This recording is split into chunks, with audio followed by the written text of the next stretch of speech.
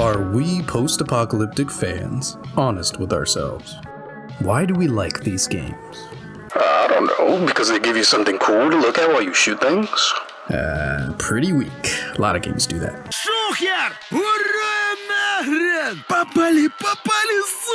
Me and the boys do that on a weekly basis. We don't need games for that. Oh, I know why. This genre is predicated upon a collective disillusionment following the observation of systemic global atrocities. The creative class underwent a profound ontological shift. This resulted in a rejection of humanist idealism in favor of an anti-humanist aesthetic that interrogates the inherent depravity and moral turpitude of the species.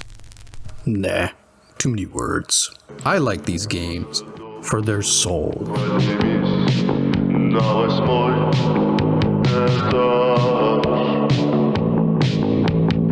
Yeah, my reason isn't much better, but let me explain.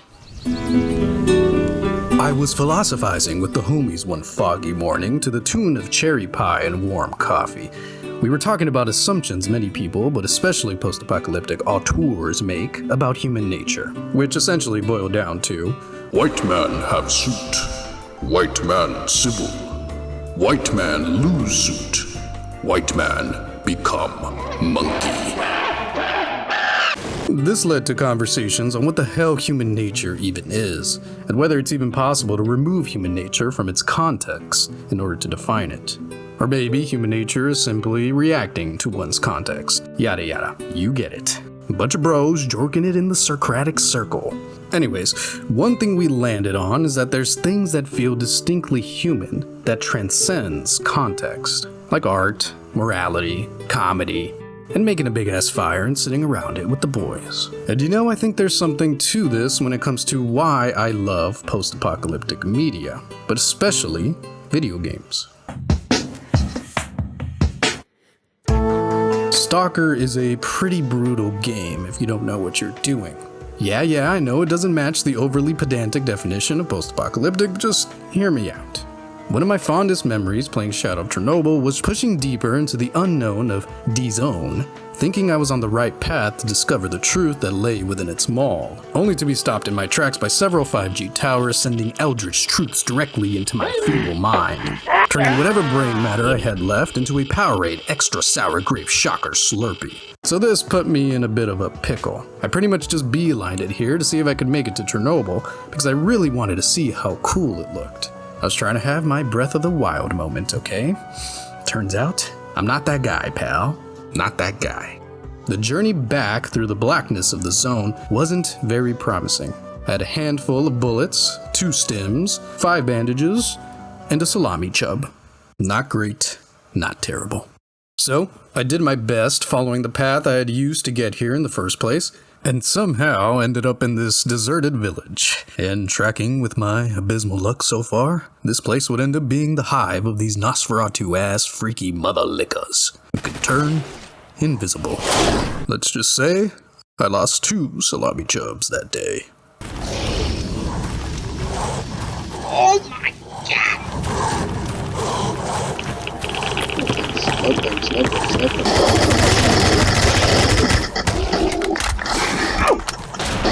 Oh, it doesn't end. Oh.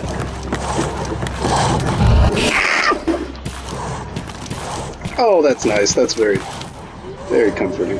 Through the skin of my salami chub, I scrambled out of this godless village by following the only light I could see, praying to God I wasn't going to find any more vampiric diddlers there.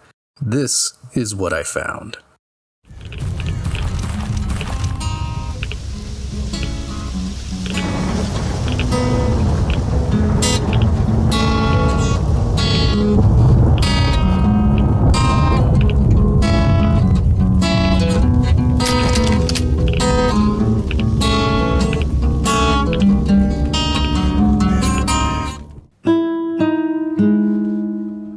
Why does it feel good to sit around a campfire with the homies in the zone? Camaraderie through the midst of adversity and darkness. When you're huddled around the fire, what's around you? The cold, darkness, depending on your situation, death, and what is the fire?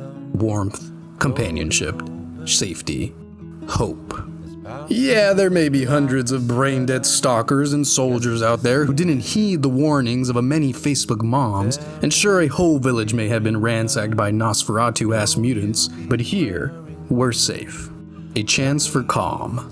A hope for peace. Waving your hand can't go with my heart when I can't feel what's in it.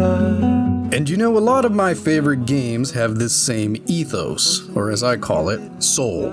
Metro, This War of Mine, Darkwood, and so on.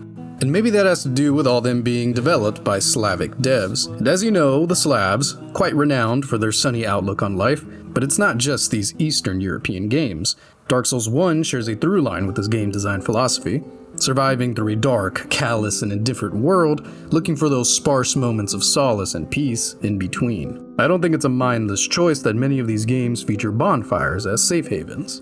It feels distinctly human. I mean, if you think about it, in Dark Souls 1, you're basically going through the fantasy version of Chernobyl. Lordran is the only place in the world that seems to be this messed up, harboring a dark, unknowable, and corrupted force beneath its soil.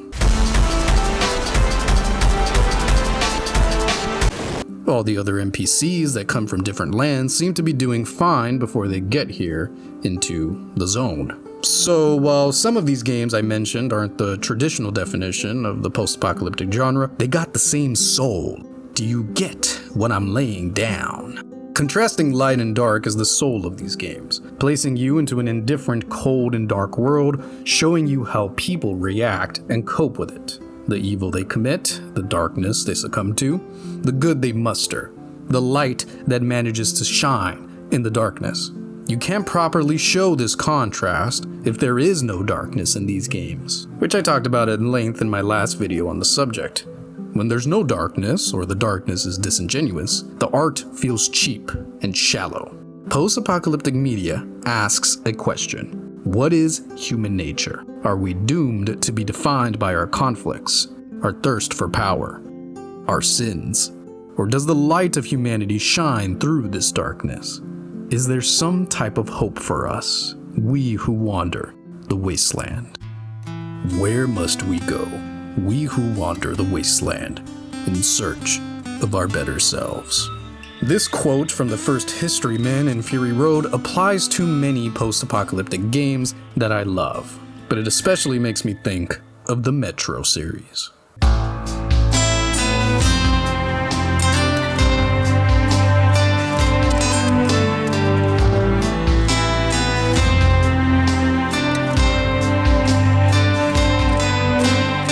I love how earnest Metro's writing is. It's poetic, it's philosophical, it's honest. Is it corny? At times, yeah, kinda like me, but it's authentic. Unlike the chronic Marvel humor we see permeating through the likes of Fallout, Rise of the Millennial Irony. Oh, they fly now! They fly now? They fly now! Can't let anything be taken seriously, lest you show your artistic taint. You know, we laugh at millennials for this self-indulgent insincerity, but Zoomers aren't much different. We're all irony poisoned. So afraid to be sincere, we become slaves to our self-image. I am cringe, but I am free. That's some shit I bet RTM would say if he had Twitter. Even when something is naive, if it holds sincerity, it typically has a palpable vision that I enjoy engaging with. Afraid of Monsters and Cry of Fear are some of my favorite horror games, but my god, are they corny. Say what you will about them. Damn, so much stuff has happened lately. All this craziness, the darkness and the monsters, I think I'm going crazy. But at no point do they ever feel insincere. If anything, they're sincere to a fault. Both of them are not so subtly the creator's trauma-dumping grounds, but that's what makes them real, rather than inauthentic. It's the same thing with one of my favorite albums. Pink Floyd's Final Cut is hated for similar reasons, but that uncompromised sincerity is exactly what makes it interesting art to me. It's not watered down or sanitized. It's not embarrassed of itself, despite not being the most glamorous reflection of the creator. It's showing its artistic taint, for better or for worse. This is how I like my art. It shouldn't be sanitized for corporate interest, mass appeal, or just because you're scared some goober on the internet like me will call you cringe. Sanitized things are just that, sterile. They lack potency. Their existence is without offense. It's meaningless. The whole Metro trilogy of games is a climb up from the pits of hell into the promised land with an exodus. You see the blossoming flower that is human compassion, love, and hope sprout throughout the series amidst hell's fire. Is it cheesy? Think you know the answer to that, but it's earnest. It respects the darkness enough for the light to actually mean something, showing a blooming flower in the midst of radioactive rubble. I'll take that any day over treating the wasteland like a playground, dollhouse, or The Sims. I still remember life before the war. I remember that we used to be different. I remember we used to aura farm for social credit scores from strangers on the internet. I remember being banned on Twitter.com. Straight women wore rainbow flags, but every time I'd give my homie a little kiss on the cheek, it would give them the ick. Now, all of those restraints are gone in the Metro. Now I no longer require socks to kiss my homies. I can freely say the Dark Ones make up 50% of the population in the Metro, but commit 90% of the crimes. Because what happens in the Metro stays in the Metro. Oh, and by the way, you godless heathens better subscribe to Ramm and the Lamb, or else I'll drop nuclear warheads on your Dark One waifus from D6. Go, subscribe, now. Metro trusts you to navigate this bleak and dark world with your own moral compass. It doesn't have a stake in your interpretation of its world. The moral systems in each game are almost entirely hidden, and based on subtle choices like being non-lethal, listening to dialogue, helping others, etc. It's not perfect in this regard, which I may talk about in a separate video, but it tries. Unlike other games' morality systems, which explicitly tell you what are the objectively morally good or bad decisions, Metro just asks you to be a witness and an actor in this morally gray world. 2033's quote-unquote bad ending is canon. Last Light picks up after Artyom slaughters the Dark Ones at D6. Artyom commits basically a genocide on an entire race of beings because he doesn't understand them, and he's afraid. If it's hostile, you kill it.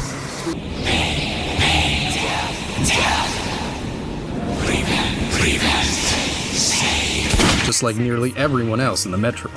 And you can hardly blame him when you see the horror the Dark Ones have caused the inhabitants of the Metro.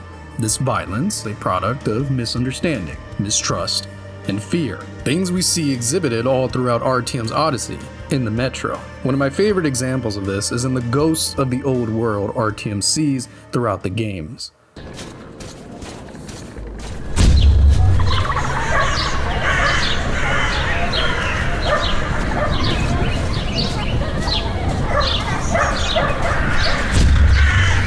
Long dead children playing on scorched playgrounds. Memories of a world long rotted. The souls of the old world and inhabitants of the Metro alike, trapped in a cursed subway tunnel. Their resonance baked into the shadows where they perished. Their shadowy appearance has always evoked the imagery of nuclear burn scars from Hiroshima and Nagasaki.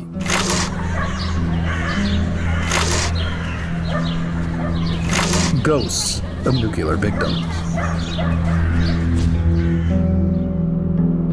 Sorry to interrupt, but I'm feeling a disturbance in the audience. Alright, go ahead.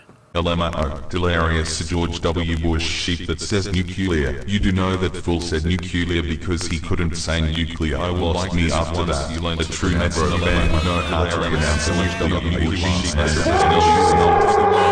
Listen here, fuckos. I'm a true-blooded American. I bleed red, white, and blue. My pronunciation was revealed to me when George W. Bush himself and the ghost of Jimmy Carter visited me in a dream to warn me of the coming nuclear apocalypse. Jimmy had a degree in nuclear engineering and worked on a nuclear sub. He is the most knowledgeable American president on nuclear matters. So if he says it that way, then it's good enough for me. So keep on crying. Keep requesting the removal of this fine American vernacular from my tongue. You can take it from my cold, dead, diabetic lips, you son of a bitch.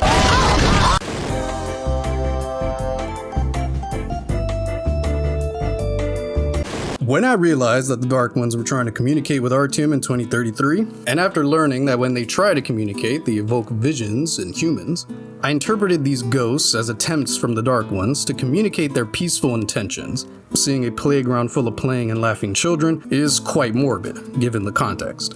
But to a Dark One, it might communicate innocence. Us puny humans are like roaches to these Dark Ones, scouring in the dark of the underground, only burrowing above the surface to grab some ammo, packets of sunflower seeds, a bottle of Moskovskaya Osobaya vodka, and then fuck back off. So naturally, the only likely outcome of trying to have a thoughtful conversation with the evolutionary equivalent of a roach is that you're gonna squish it, whether intentionally or not. Difference is, these roaches have nukes. So maybe you should have thought twice before pissing off the group of people who do this in their spare time. We're going to give him a 12-gauge circumcision.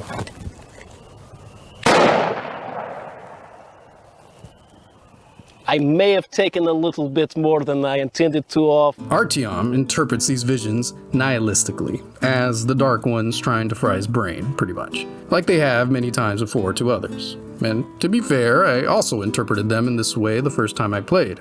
I reckon most people did.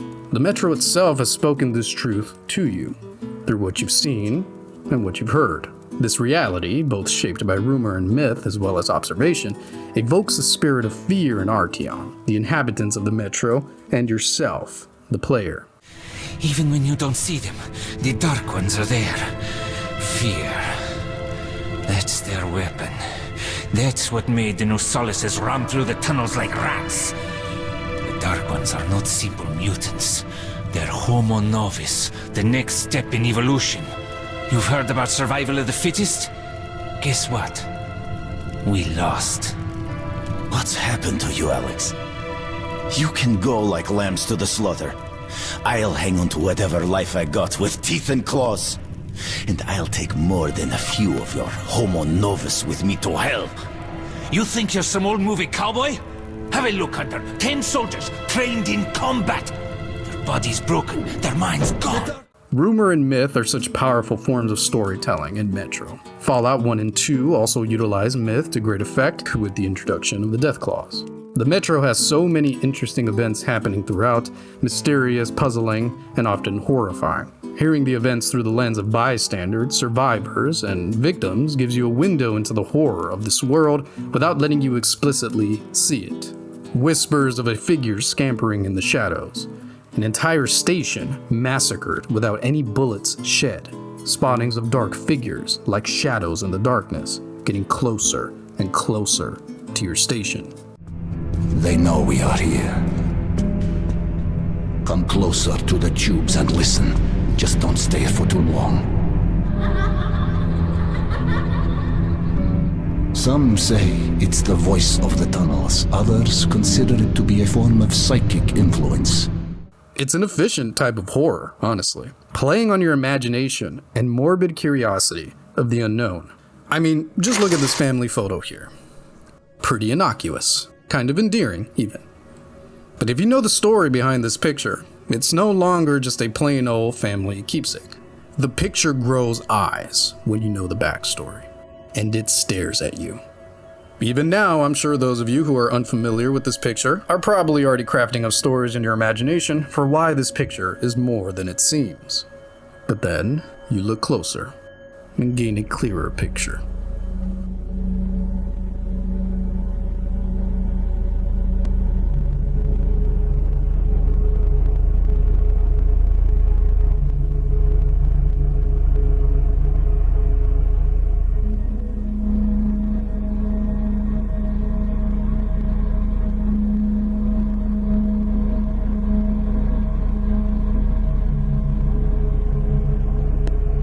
It took no longer than a couple of minutes to transform a harmless family picture into a source of dread and fear. Ghosts tend to do that. I honestly think they are the most efficient iconography in horror.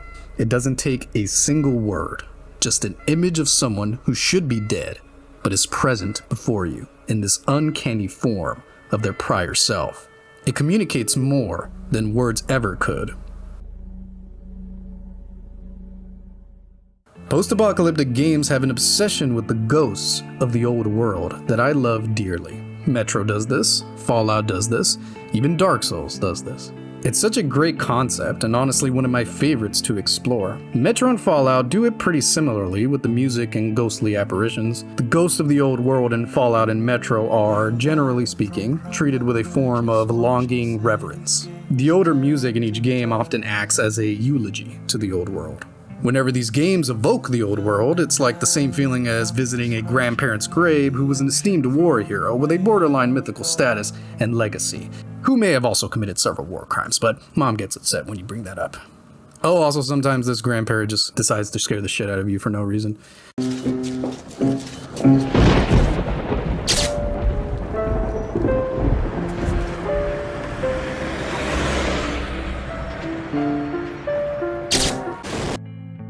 Whenever The Last of Us brings up the ghosts of the old world, it's more like remembering an old friend you used to hang with. Or in the case of the younger characters, that cool friend your dad would always hang out with, who tragically died in a TJ brothel under mysterious circumstances, and you just kind of vicariously live through these sick-ass stories your dad would tell about this guy. Isn't that kind of peculiar?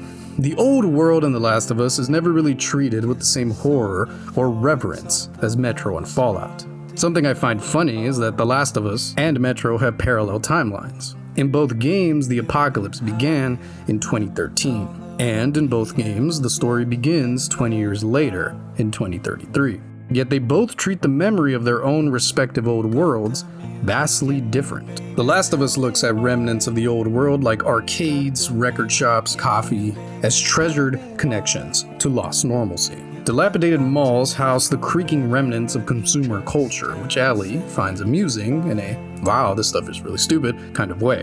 What's a Facebook? Maybe it prints our faces in a book? But she also can't help but get swept up in its appeal. The old world is almost treated like an abandoned amusement park.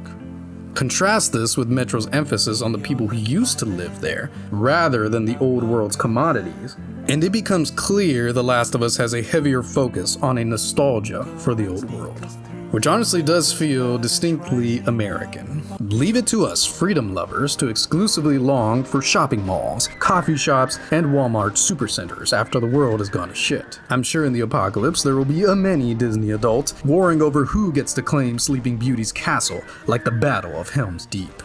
That's not to say Metro doesn't play on nostalgia either. It clearly does with some of its music and culture, but it's different. The old world is a phantom, manifesting over its rotting remains. In The Last of Us, the old world is a mossy gravestone with some memorabilia at its base, if that makes sense. The overgrown nature of the old world ruins definitely add to this characterization of The Last of Us. The landscapes of Metro remind me of No Man's Land from World War I, while the landscapes in The Last of Us are kind of like No Man's Land 100 years after, now turned into a flower field. It kind of reminds me of Breath of the Wild. Not a game typically associated with more iconic games in the post-apocalyptic genre, but nonetheless still part of the family. The game takes place 100 years after a world-ending demonic threat wreaks havoc on Hyrule Kingdom. All the best warriors in the land from different tribes were gathered to seal the beast, utilizing ancient technology left by a civilization who had to contend with the same demonic threat thousands of years ago. But in the end, the same technology was used against the warriors and resulted in the death of likely millions, along with the champions. A near extinction event. For 100 years, the beast was sealed by the martyrdom of Zelda. In those 100 years, Hyrule's corpse was left to rot in peace. Despite the devastation, life moved on. The scars of the calamity now overshadowed by the beauty of nature. Destroyed shrines of the old kingdom, covered in moss. The dormant guardians, reminiscent of tanks, buried in the mass grave of a battle. Death machines of long past, now filled with overflowing life and beauty. You leapt from crumbling bridges, watching cityscapes turn to dust. Filming helicopters crashing in the ocean from way above.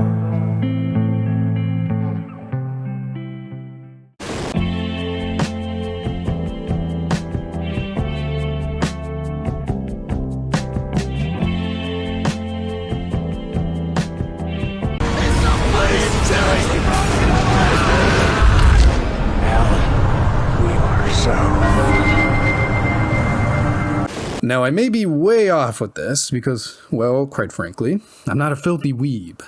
I'm a filthy horror weeb. But this aesthetic feels distinctly Japanese, in the way that anime depicts war, particularly the Pacific stage of World War II. But they often have this contrast of beautiful, lush nature with the devastation of the war. We don't see these same aesthetic decisions in portrayals of the European stage. I've always interpreted this aesthetic to be through the eyes of Japanese youth. It treats the landscape with the fantasy-like wonder found in Ghibli films or even early Zelda games, which themselves were rooted in Miyamoto's memories of exploring the dense forest of his childhood home. It makes sense to me how a child would see the war this way. A paradise lost. It can almost seem like the devastation never happened. It could all feel like a post-war dream.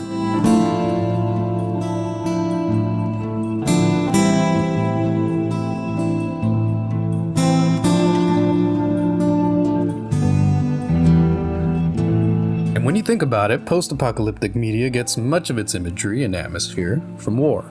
The detached cold stare of a World War I gas mask, no man's land, fields upon fields of black death in the place of once lush forests. That one sick-ass mission from Old at War. A man and his rifle in the ruins of a once grand metropolis, now reduced to death and brimstone. The ghost of war haunts the land where blood was spilled. The blood of innocents and combatants alike pooling into the soil. Sometimes I can hear their laughter, hear their songs of a time now gone.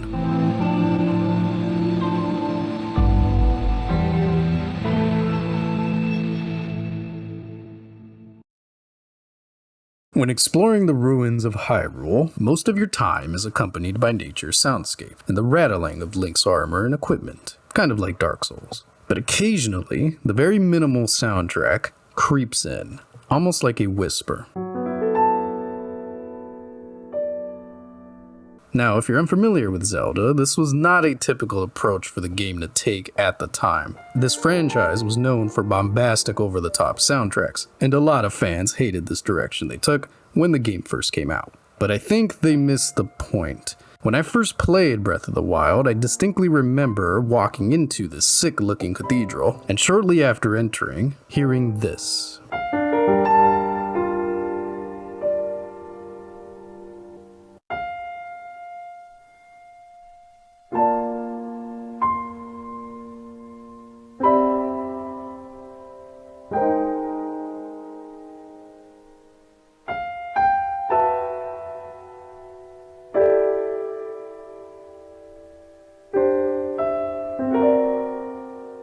It sounded familiar.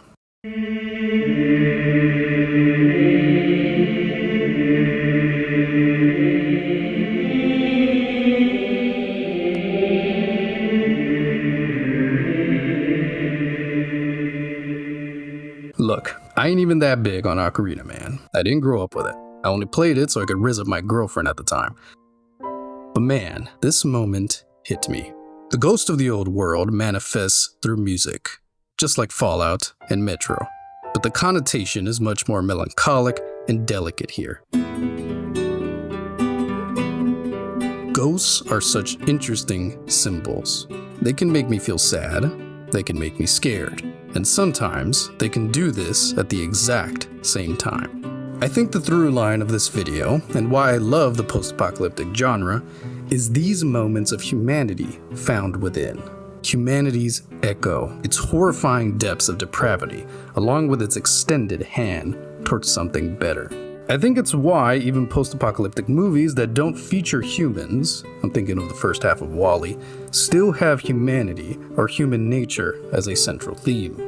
Even when we're gone, the ghost of humanity is overwhelmingly present in this genre. It's also why I think it's a waste of the genre's soul when creators don't look at humanity seriously in their works. Why waste characters like the King, Caesar, Mr. House, who all contributed something substantial to the soul and interrogation of human nature in their stories, and just have them relegated to punchlines and cartoonish villainry? That's like bringing in Joshua Graham just to make a Mormon joke. It's a waste. Unless you're satirizing the genre, then sure, whatever. fair play. But I presume this is supposed to be a serious entry into the franchise, right? Might be fun, sure, but making My Little Pony Fallout fanfiction is also fun, and you're not going to tell me it's anything worthwhile, are you? Actually, wait, this is better written than the show. What the fuck? But doesn't it all just seem pointless? I feel nothing seeing this, but I felt a lot when I experienced this, and this, and this, and I can go on. At the end of the day, it's the soul of these games that make them special to me. Even in their differences, I can feel they are part of the same family. Some say the end is near. Some say we'll see Armageddon soon. I certainly hope we will. I sure could use a vacation from this bull.